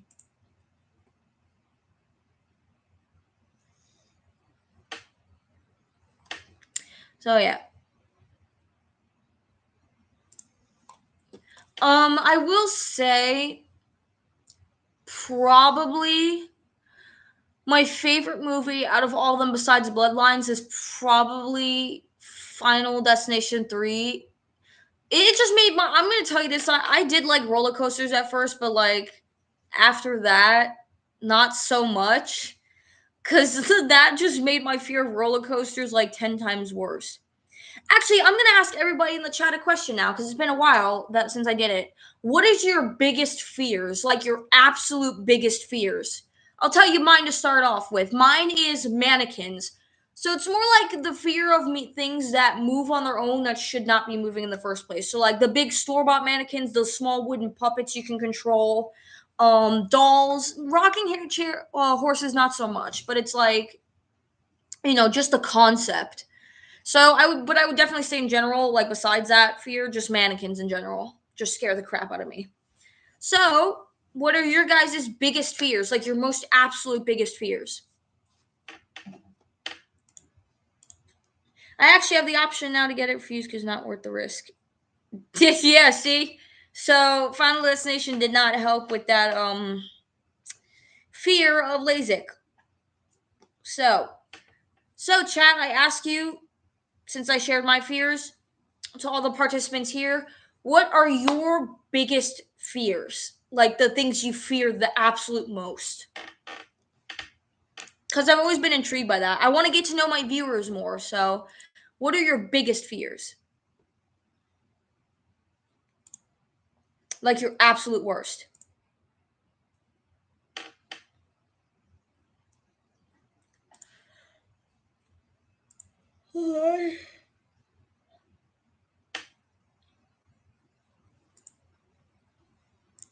I apologize. I'm a little tired.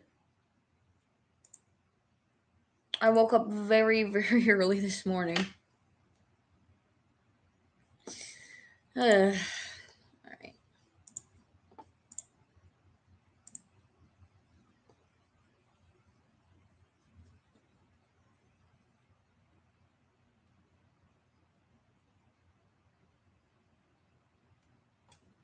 So that's what I would say. Everybody in the chat, I want to ask you, what are your biggest fears? So, like, what are the things you fear the most?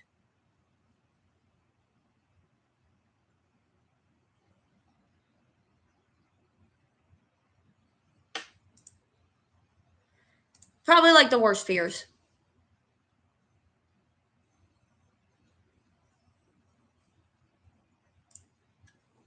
Okay.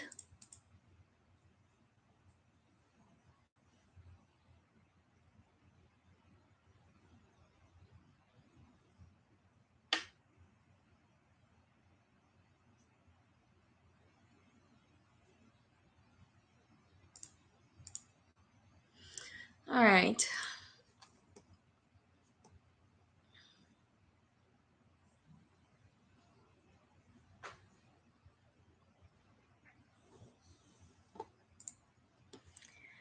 Yep, indeed, biggest fear. So I'm asking, like, what is the thing you fear the most? It could be something as simple as like snakes or spiders, or it could be like something just as simple as like dolls. So like, what's the thing you fear the most?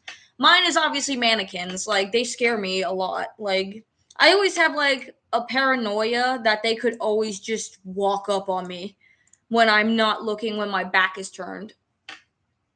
It's always been a scary concept. But that's just me.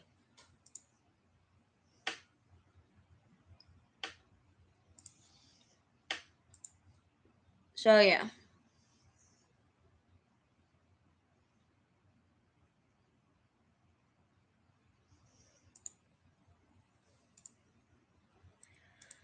All right.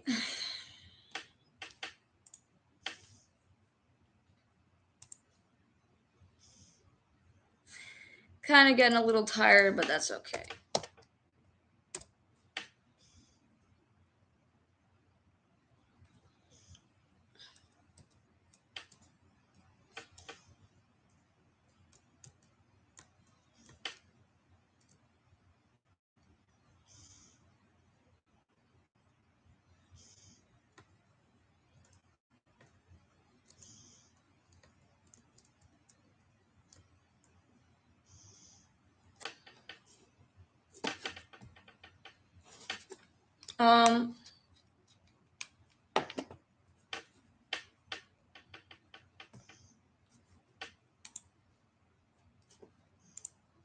So that's what I would say. I'd have to say a choice between mannequins, a little childish, the dark. Not the dark, but what's in it. No, definitely. Like, the dark can be scary too. Like, not knowing what's in the dark is just scary.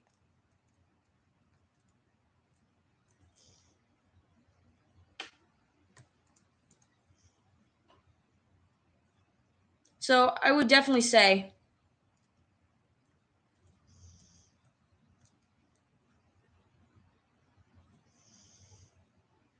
So I would definitely say, like, that's a scary thing, like, in the dark.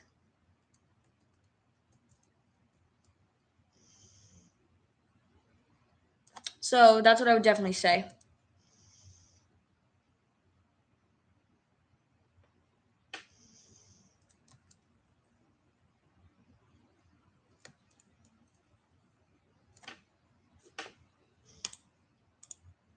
Definitely what's in the dark. Definitely.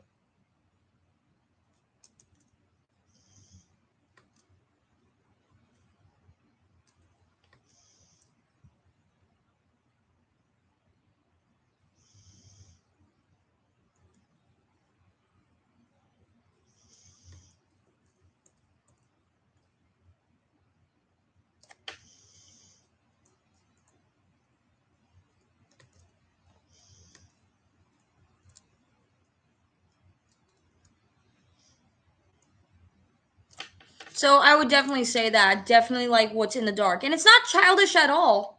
It's not childish at all to be like fear in the dark, but like specifically what's in the dark. That's actually a very valid fear. So we've got one fear in the chat between mannequins and the dark. Well, what's in the dark? Mine is mannequins. Like I'm absolutely terrified of them. If I had to take a challenge for like what 40 or 50 bucks for like I don't know 5 or 6 hours in an abandoned factory, I'd say nope immediately. Just nope. I'm not doing it. Nope. That would just be a hard no for me.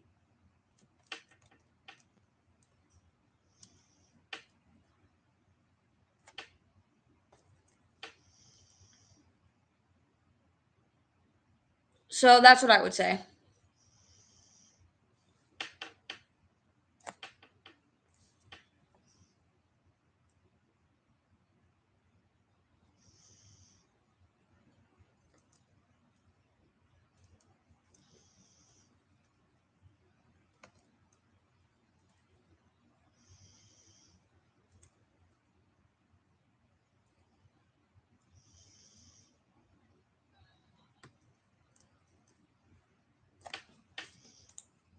So I would definitely say that's valid. Like, just being afraid of the dark, that's just absolutely valid. It's not childish at all. I'm pretty sure everybody in the chat can agree. Like, when we were kids, if we were scared, we would always just think we could be safe if we just pulled the covers over our heads in our beds. We would just be safe because there was no way monsters could penetrate blankets. Like, there was absolutely no way. What's this? Okay. Oh, hold on, everybody. My friend just shared with me a story. One time, my room was pitch black and Nini started clawing me, woke me the fuck up at 2 in the morning. That is actually scary. Like, it could be even something as simple as like an animal waking you up and you would just scare the crap out of you, even if you forget you have, you know, animals.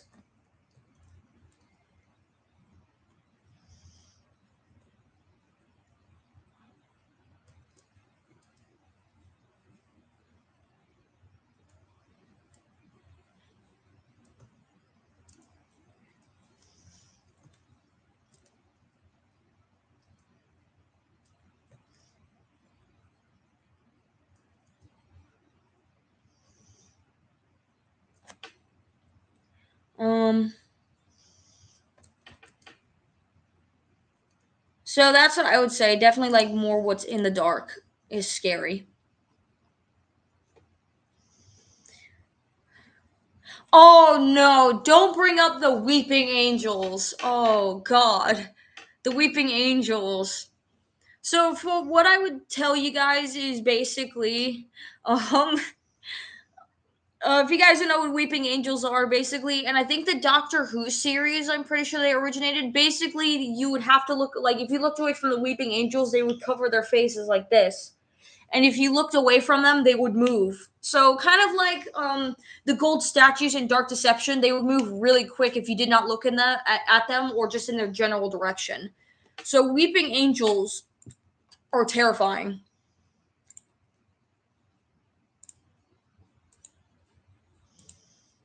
Weeping angels are terrifying.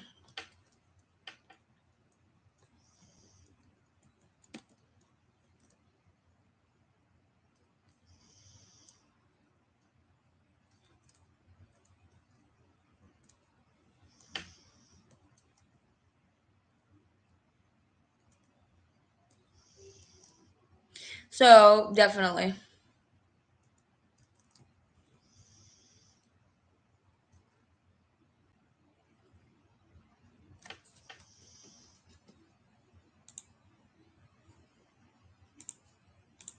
So I would definitely say weeping angels are just terrifying. That's the only one reference I could think of besides the Doctor Who series was Dark Deception, the gold statues level, where basically they would move very quickly towards you if you did not look at them or just in their general direction. And you can see it on like when you have the red crystal shard that can allow you to see enemies. They basically just move very fast, quick when you're not looking at them. So something to definitely keep in mind. Um,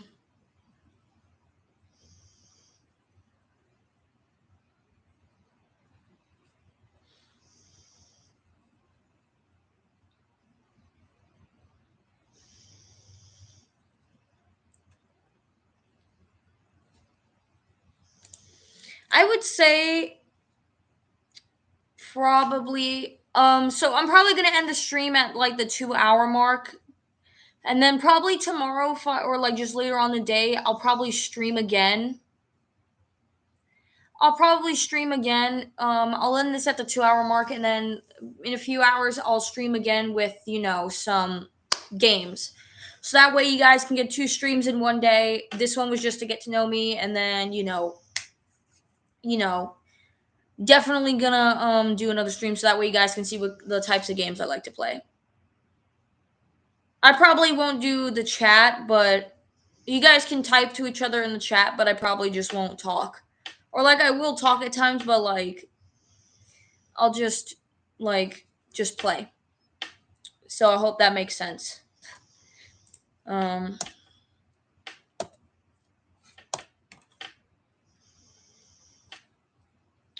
so yeah. I would probably say my favorite YouTubers who actually you know, inspired me to start YouTube were probably Markiplier. It was actually Markiplier first, and then I think 8-Bit Ryan, and then Dawko. Those are my favorite YouTubers to watch. I believe one time I actually, oh god, it was so long ago. I think I donated like $200 to Dawko's YouTube charity stream. I think it was one time, and I asked him who his favorite character was out of all the Five Nights at Freddy's characters, and he said William Afton. I clarified it could be any character, human or animatronic, and he said William Afton. Just William Afton. And that meant a lot to me. And I believe he even wrote my name on the board in the back. I don't remember what it was. I think it was a Christmas stream. I think it was very long time ago. I'm a little tired there. Wait. Apologize. I'm like a little tired. Wow. I'm very happy with how the stream is going so far, though. So if anyone wants to join in for the last 10 minutes, you're more than welcome to.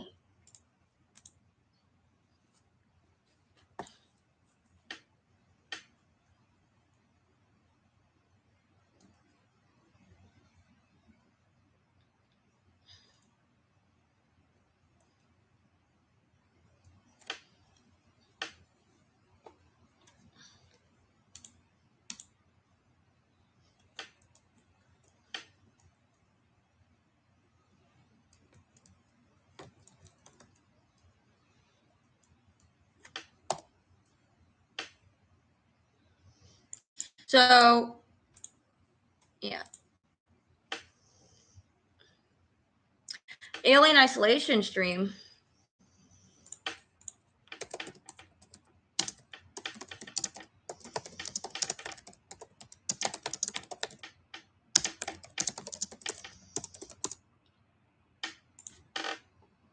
I'll think about it.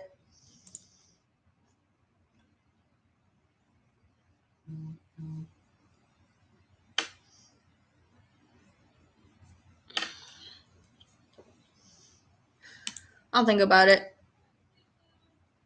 I will be right back, everyone. If you guys want to join in for the last 9 minutes, you can. I just need to go get my mom some Lunchables out because she's coming home for lunch soon. So I'll be right back.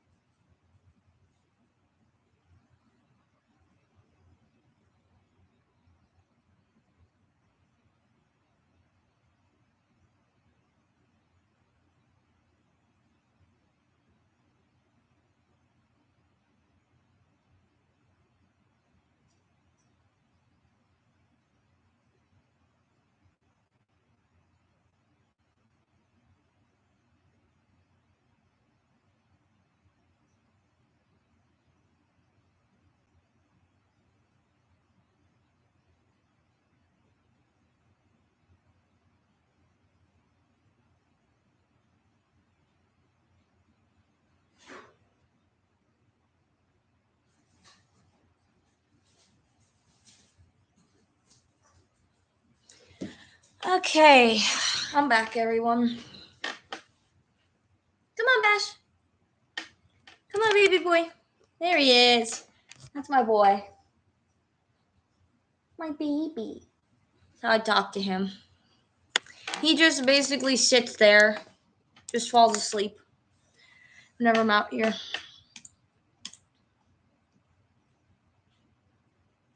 He's a sweet dog, but he just barks a lot. Which dog doesn't?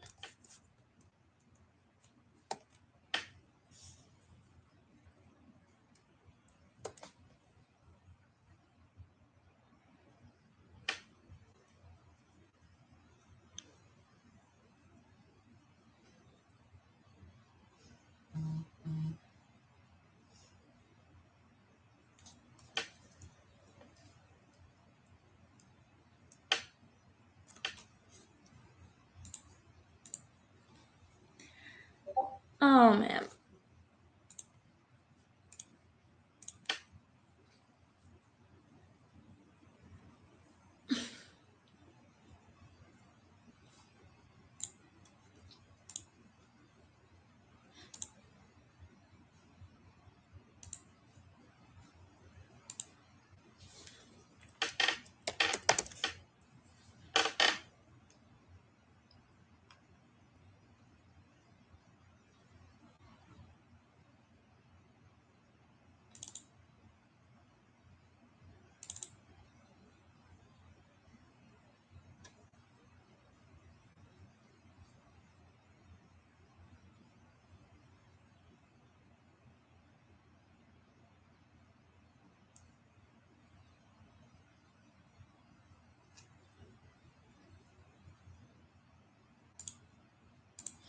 Alright, I'm just reading some stuff real quick. You guys have anything to say for the last 6 minutes, or now 5 minutes? You're now more than welcome to. Join in, say a quick hello. Hopefully, I can get more attention with if I do gaming, but we'll see.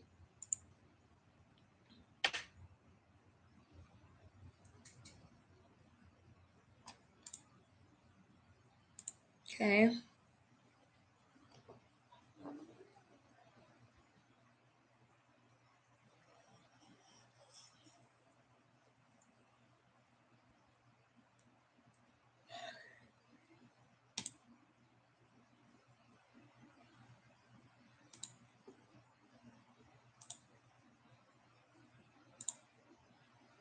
So we'll see.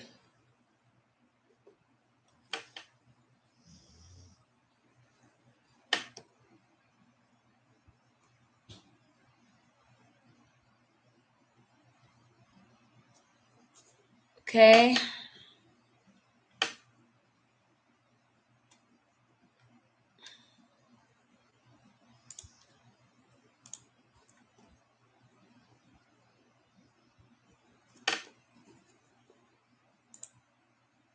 Alrighty.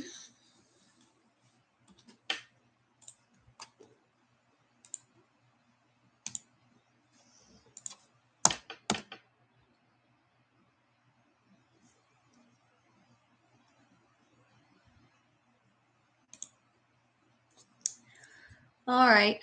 I don't know why I'm itchy.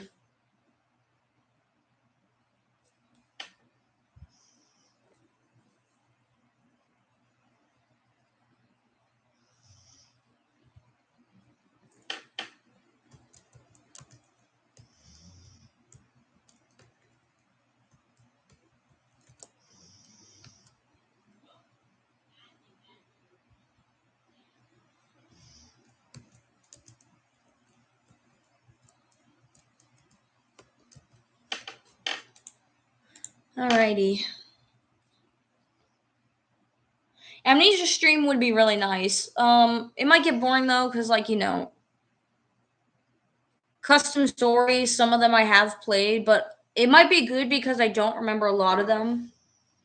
The one thing I will not do is like, it will be hard to check the chat a lot, so I recommend that you guys, I don't, like I said, this is only one laptop, so I don't have like a gaming setup where I can switch. Like, oh, this screen could be the stream, this one is my main game, so I don't have that. So yeah. And plus, I think it would just be a pain in the ass to keep constantly checking.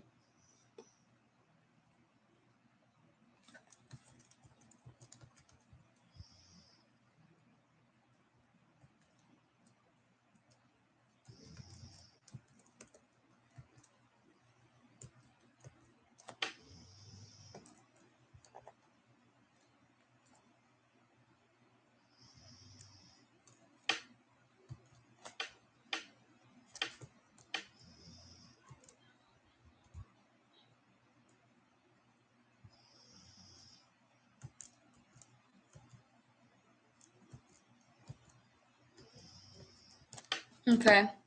So, okay. Just double checking here.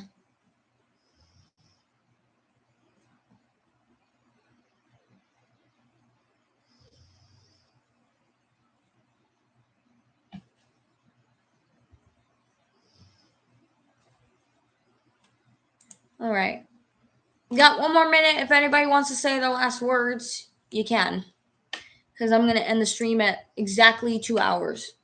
Because I've been at this for 2 hours.